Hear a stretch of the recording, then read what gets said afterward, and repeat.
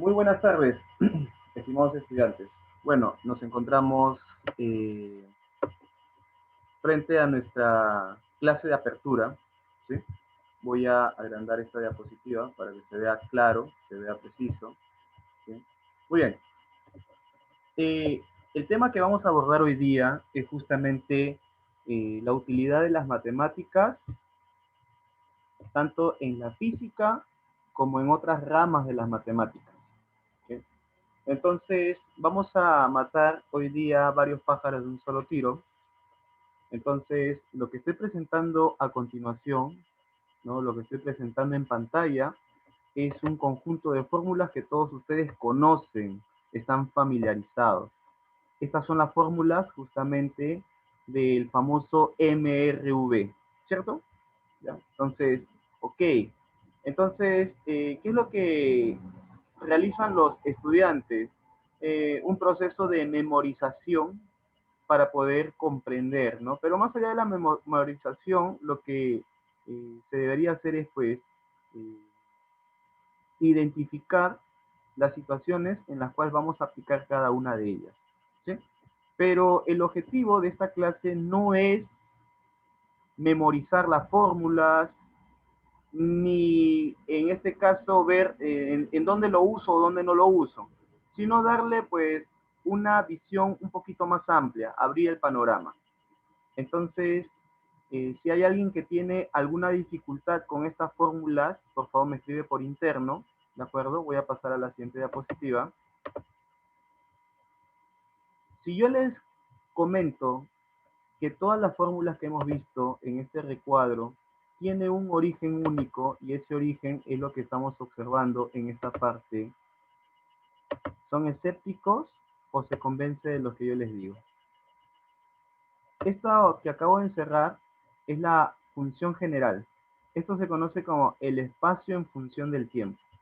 Y a partir de esta función general voy a construir las demás fórmulas. ¿Están de acuerdo con eso o están escépticos todavía? A ver, por favor, comentarios al chat. Lo que voy a presentar a continuación es justamente la utilidad del concepto más elemental a lo que se refiere una derivada. Y también ir conociendo cuál es el sentido o en qué consiste el concepto de función, ¿no? Obviamente la función tú lo ves en lo que respecta a álgebra, más adelante lo vas a analizar con más calma, pero básicamente, ¿qué cosa es una función? Es una relación de dos variables, nada más. O sea, obviamente hay mucho análisis, hay muchas cosas por estudiar en este tema que le pertenece a álgebra llamada función, ¿de acuerdo? Pero básicamente es una relación de dos variables.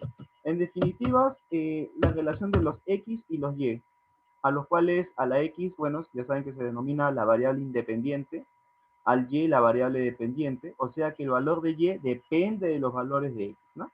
Y la relación, pues, de estas dos variables, ¿no? Es lo que respecta a lo que es función, ¿no? Y más adelante vamos a ver muchas más cosas, ¿no? Cómo se relaciona, por ejemplo, una función de una ecuación y qué implicancia tiene ahí el saber operar polinomios, ¿no? O sea, hay muchos temas que se relacionan en sí. Y lo que vamos a ver es, pues, el concepto más elemental de lo que es la derivada.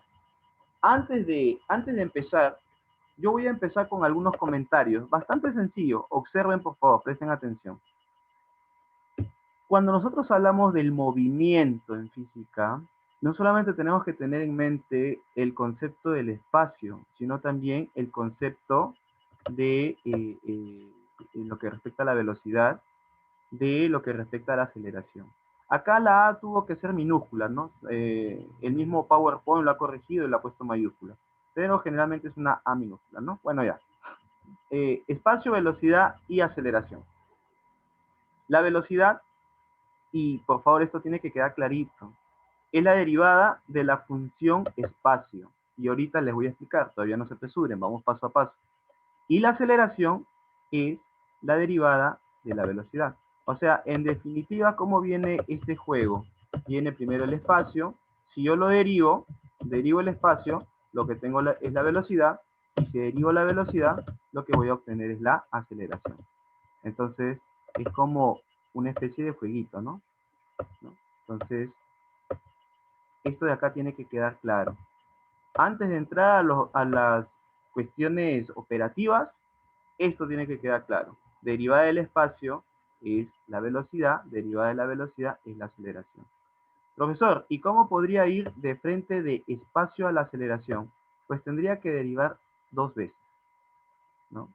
Profesor, y ahora, bueno, el concepto de derivada obviamente es un concepto que ustedes lo van a comprender profundamente o de manera más precisa cuando ustedes estén en la universidad, ¿no?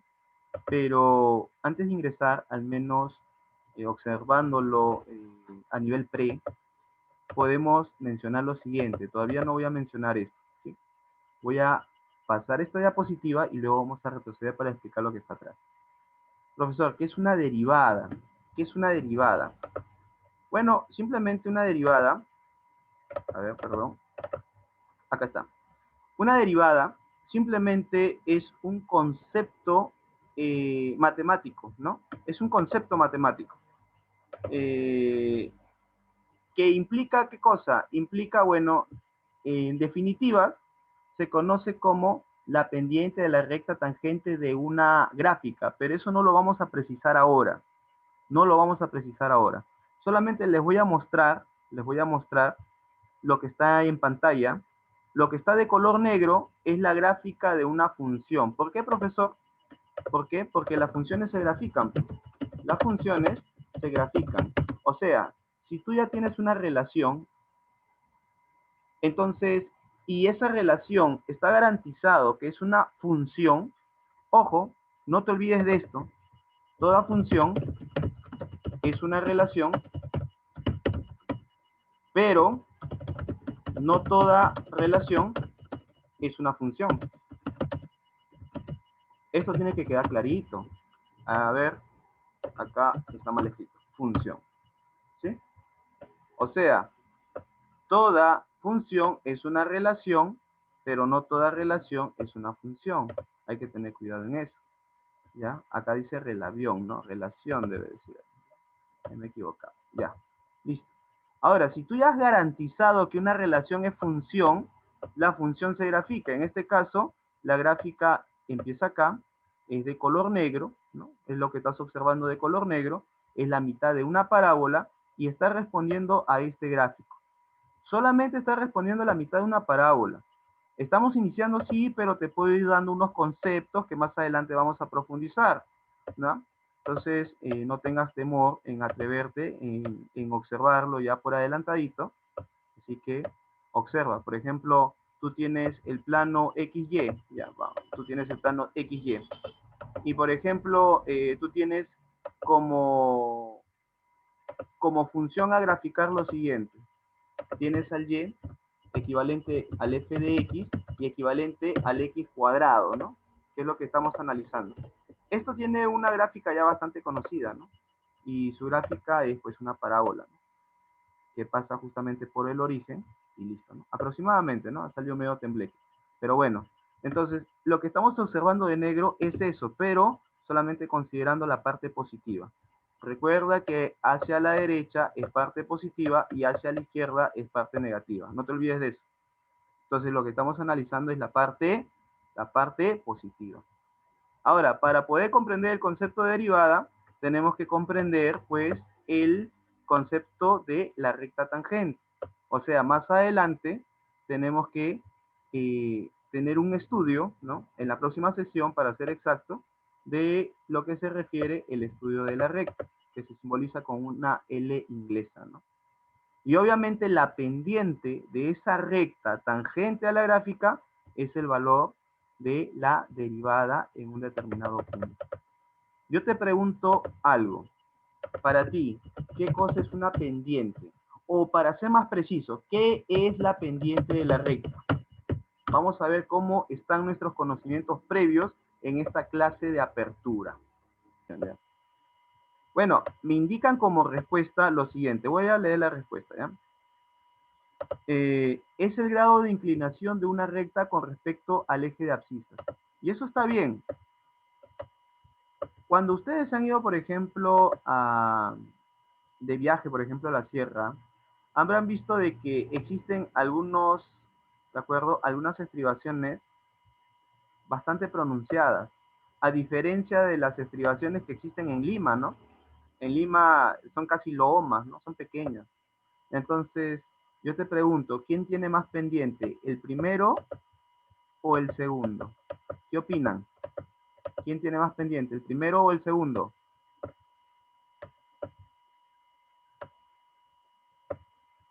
Ok,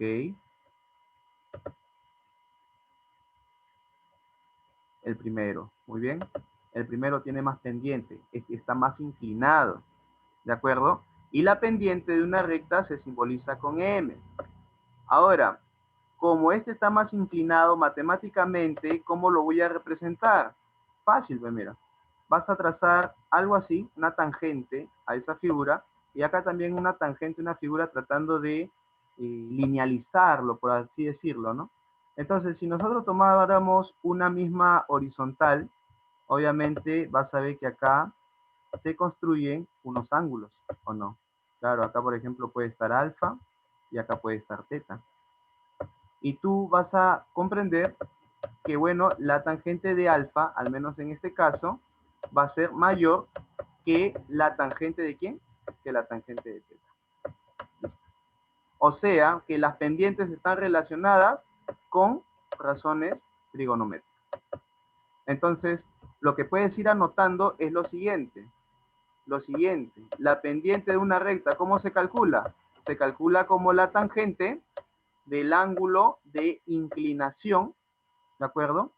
De una recta. Ahora, ¿cómo se mide el ángulo de inclinación a nivel de trigonometría? ¿De en forma antihoraria o de forma horaria? ¿Qué opinan? ¿El primero o el segundo? ¿Cómo se mide un ángulo? ¿O en qué sentido va? ¿En sentido antihorario o en sentido horario? ¿Qué opinan? Por favor, toda opinión es válida. A ver, ¿qué opina el público? ¿En qué sentido se mide? ¿En sentido antihorario o en sentido horario? Muy bien, antihorario, ¿no? Antihorario. Muy bien. Listo. Ok. Entonces, en definitivas, profesor, ¿qué es lo que estamos haciendo? Vuelvo a repetir. Hemos iniciado presentando unas fórmulas muy clásicas de MRV de física. ¿Y qué es lo que estamos haciendo? Estamos en un seminario de matemáticas y ciencias y vamos a demostrar de que ambas, ¿de acuerdo?, están muy relacionadas. Y obviamente el objetivo no solamente demostrar, sino también estudiar los movimientos tales como movimiento de caída libre, MRV, MCV, ¿no? Pero obviamente haciendo énfasis en muchas herramientas matemáticas. Entonces, justamente por eso he colocado esta función general. A la de hablar de función, es inevitable definirlo, lo hemos definido, ¿de acuerdo? Y no se olviden, ¿no? Derivada del espacio-velocidad, derivada de la velocidad es la aceleración, y ahorita vamos a ver algo. Entonces, ya que estábamos hablando de la aceleración, perdón, de la derivada, ¿no? Derivada de la velocidad, la aceleración, y estamos hablando de derivada, hemos comprendido que para poder comprender a la derivada, tenemos que comprender dos cosas. Número uno, las funciones tienen una gráfica, ¿de acuerdo? Y número dos, para tener, ¿de acuerdo?, una aproximación al sentido de derivada, tenemos que tener en cuenta el sentido de una recta tangente a una gráfica o a la gráfica de una función. ¿Qué cosa significa ser tangente? Que va a tocar solamente en un punto. Entonces, esto tiene una implicancia mucho mayor. ¿Cómo se define una derivada de una función? Lo definen de esta manera, que tú estás observando en pantalla. Esta forma yo te sugiero que lo vayas revisando porque lo vas a analizar en la universidad, en tu primera matemática que vas a llevar. Este es lo clásico. Pero el objetivo no es complicarse, así que lo que nosotros vamos a ver es una forma práctica. Profesor, ¿y en qué consiste la forma práctica? Es recontra sencillo. Vamos a iniciar con la célula de los cálculos. Supongamos una función demasiado sencilla como la que estamos observando, ax con exponente n. Si nosotros derivamos esa función, ¿cómo queda? Este exponente pasa a multiplicar al exponente, al coeficiente que ya teníamos en un inicio, a, quedaría a por n, y el exponente que en un inicio era n, ahora va a quedar disminuido en 1. Por eso te queda a por n, x, ¿de acuerdo? Con exponente n menos 1. Profesor, ¿un ejemplo numérico puede colocar? Claro que sí. Observa, por favor. Si tú tienes, por ejemplo, un f de x, supongamos 3x, no sé, a la cuarta, supongamos, a la cuarta, y ahora yo quiero conocer la derivada de esta función, nótese que para poder representar a la derivada, lo que he hecho es colocar una especie de comita o tilde, ¿no? En esta partecita, ¿no? Entonces, ahora, ¿cómo queda esto? Queda 3 por ese 4 que estaba como exponente, pasa a multiplicar a ese coeficiente, la variable, y este exponente que antes era 4, ahora queda disminuido en 1. Y ya está. ¿Listo? ¿Se acabó? Entonces, finalmente, la derivada de la función, voy a colocarlo así, te quedaría 3 por 4, 12, x al cubo. ¿Listo? Sé que lo has visto de manera muy sencilla. Esta es la parte más elemental, ¿no? De cómo definirlo, o sea, la parte operativa, la parte de los cálculos. Y no se necesita tanto, ¿no? Lo que voy a hacer es hacer un ejemplo un poquito más, interesante, y de ahí vayamos a sus aplicaciones. Supongamos una función f de x equivalente, supongamos a 3x al cuadrado, ¿ya? Supongamos 3x al cuadrado, más, y voy a poner acá 5x al cubo,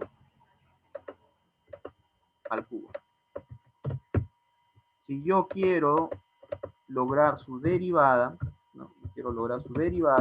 Entonces, ¿cómo me quedaría esto? Esto me quedaría 3 por 2, me queda 6, x, y el exponente que antes era 2, ahora se queda en 1, y bueno, ya no tengo que estar colocando, ya queda simbolizado, ¿no?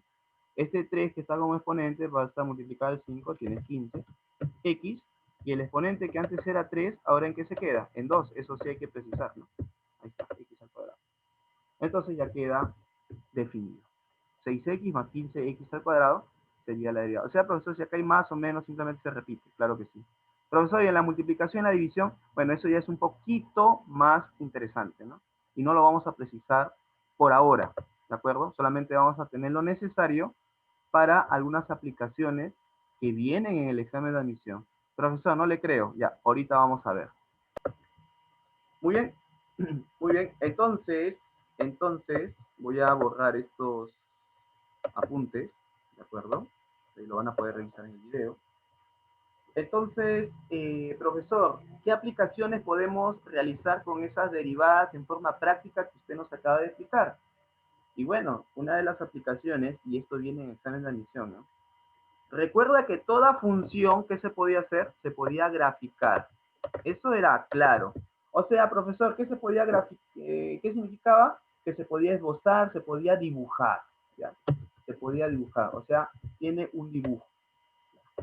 Vamos a hablar así de manera muy sencilla. Un dibujo, un gráfico, ¿ya? Un gráfico. Listo. Entonces, en este caso, la función es este dibujo de verde que tú ves, este gráfico de color verde que estás observando en pantalla, es el gráfico de una función cuya regla de correspondencia no conozco. Ojo, estoy hablando de muchos términos, y obviamente estos términos tienes que tenerlo clarito, que es un coeficiente, que es un exponente, que es una variable, y ahora, ¿qué es una regla de correspondencia?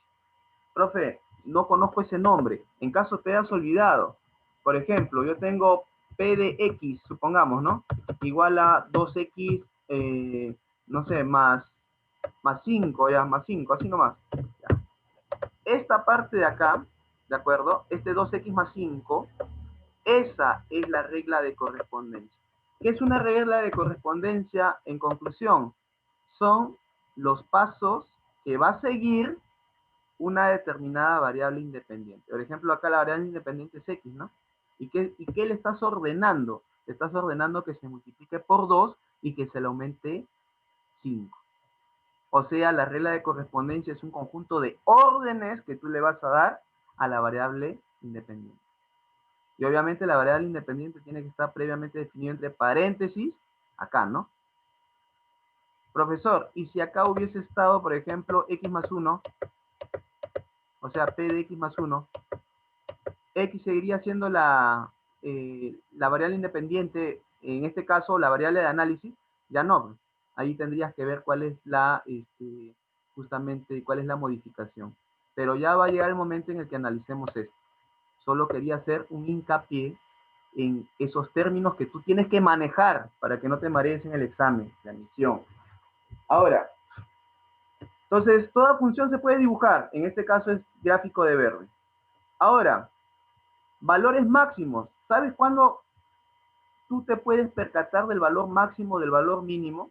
Obviamente, esta es una recta, algo así, ¿no? Esta es la famosa recta o eje Y, ¿no? Que es un eje vertical. Obviamente, acá tú tienes al origen. Acá tú tienes al origen. ¿De acuerdo? Tienes al origen. Hacia arriba valores positivos. Hacia abajo valores negativos. ¿De acuerdo? Hacia arriba valores positivos. Hacia abajo valores negativos. Entonces, tú puedes tener ya una noción de positividad o de negatividad, ¿no? Entonces, profesor, ¿ahora qué más? Una función va a tener valores máximos, también va a tener valores mínimos. Y los valores máximos son como la punta de las montañas, ¿no? O las famosas crestas. Y los valores mínimos van a ser justamente las depresiones o los valores bajos, ¿no? Ahora, el problema es, mira, acá hay un punto máximo. Ok, hay un punto máximo. Sí, pero tú no vas a encontrarte solamente con un punto máximo. Mira, acá también hay otro punto máximo. Y este punto máximo es más grande que este punto que está acá. Es por eso que no solamente existe máximo de manera general, sino existen máximos locales y máximos globales. ¿De acuerdo? Porque máximos pueden haber muchos, pero va a haber uno que sea superior a todos los demás máximos. Y lo mismo sucede con los mínimos. Por ejemplo, este mínimo se encuentra por acá, pero acá hay otro mínimo. Y en el camino pueden, por ejemplo, acá, si esto subiera, este sería otro mínimo que estaría muy por debajo de los otros mínimos. ¿De acuerdo? Entonces, ese es el sentido de máximo y mínimo. Pero al igual que nosotros trazamos una recta para determinar justamente la derivada de una función, ¿se acuerda que trazamos una recta tangente? Para entender el sentido de máximo y mínimo, también trazamos una recta tangente. Mira, observa. Pero, ¿cuál es la particularidad en este caso? Que las rectas tangentes tienen que ser paralelos al eje X. O sea, ya estamos hablando de paralelismo. En esta primera clase estamos viendo términos generales. Entonces, para conocer máximos y mínimos, se traza generalmente, ¿qué cosa? Rectas, tangentes y que sean paralelas al eje X. Profesor, pero hacer eso y poder nosotros dibujar para poder trazar se hace complicado, claro. Pero entonces, ¿qué es lo que hace el álgebra? ¿Cómo soluciona o cómo simplifica este objetivo? Entonces vamos a ver. Acá hay una nota muy importante. Este concepto matemático, obviamente de las derivadas aplicadas a máximos y mínimos, tiene gran utilidad como cuando nuestro objetivo es determinar valor máximo o mínimo de áreas. Observa, por favor. Acá tenemos, por ejemplo, una pregunta, ¿de acuerdo? Muy sencilla, la cual consiste en lo siguiente. Dado un triángulo isósceles de base 8 y altura 5, calcula las dimensiones del rectángulo de área máxima que puede inscribirse dentro de él. Otro concepto importante, inscribirse. Inscribirse. O sea, dibujar una figura completamente dentro de otra. ¿Y cuándo tú puedes decir que está completamente inscrito? ¿Sabes cuándo puedes decir que está completamente inscrito? Cuando los vértices o mejor dicho, todos los vértices son tangentes en algún punto. Por ejemplo, mira, yo te hago un ejemplo así sencillito. Observa, por favor. Yo tengo una circunferencia, por decir, y estos son las combinaciones clásicas cuando toquemos geometría. Observa. Si yo tengo un triángulo así, pregunta, ¿está inscrito? Segunda pregunta, si yo tengo una circunferencia así, y yo tengo un cuadrilátero así, ¿está inscrito? ¿Tú qué opinas? Porque hay algunos que dicen, para estar inscrito, solamente consta de que la figura esté dentro de otra, y punto, y se acabó. ¿Será eso cierto? ¿Qué opinan ustedes, por favor? ¿Qué opinan ustedes? Por favor, opiniones. Por acá me dicen que no, por supuesto. ¿Sabes por qué? Porque, por ejemplo, este cuadrilátero tiene un vértice, dos vértices y tres vértices. Y solamente se está intersectando con otra figura en dos. ¿Cuántos quedaron sobrando? Dos. De acá quedó sobrando uno. Y eso no es válido, tienen que estar todos completos.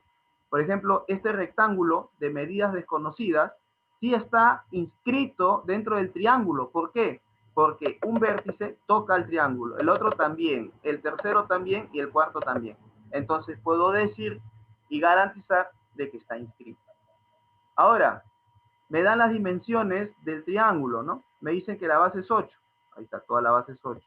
La altura es 5. Bueno, la altura está bastante exagerada, ¿no? Pero ahí está, ¿no? La altura del triángulo es 5, ¿no? Ahí está, la altura. Y me piden las dimensiones del rectángulo de área máxima que puede inscribirse dentro de él. Han dibujado un rectángulo inscrito, ¿no? De cualquier dimensión, han dibujado uno al azar, de tal manera que la altura del rectángulo es Y, ¿de acuerdo? ¿Y qué es lo que se está haciendo? Se está haciendo este trazo, mira. O sea, no trazo, sino que esta denotación de medida, ¿no? Que no conozco, le han puesto X. Como este es simétrico, porque es isósceles, entonces esto también mide X. Entonces, X y X, ¿cuándo tienes? 2X, ¿cierto? Como toda la base mide 8, entonces, ¿cuánto mide la base del rectángulo? Evidentemente mide 8 menos 2X. Entonces ya tiene las dimensiones de quién? Tiene las dimensiones del rectángulo. ¿Cuál es la altura del rectángulo? Y. ¿Y cuál es la base? 8 menos 2X, ¿no? Entonces, hasta ahí creo que va fácil, va sencillo. Ahora, ¿qué es lo que me dicen? Calcula las dimensiones del rectángulo de área máxima. Este es un dato muy importante. El rectángulo es de área máxima. ¿Qué significa eso? Justamente estábamos hablando de máximos y mínimos y que nosotros podíamos aplicar el concepto de derivada justamente a este tipo de aplicaciones. Entonces, ¿cómo se calcula el área de un rectángulo, chicos? Estamos recordando, es base por altura. ¿Cuánto es la base? Profesor, 8 menos 2x. Ahí está. ¿Cuál es su altura? El y, profesor. Ahí está. ¿Listo? Entonces, el área del rectángulo es 8 menos 2x multiplicado por el y. Hasta ahí hay un punto a favor de nosotros. ¿De acuerdo? Muy bien, profesor. Ahora, ¿qué más?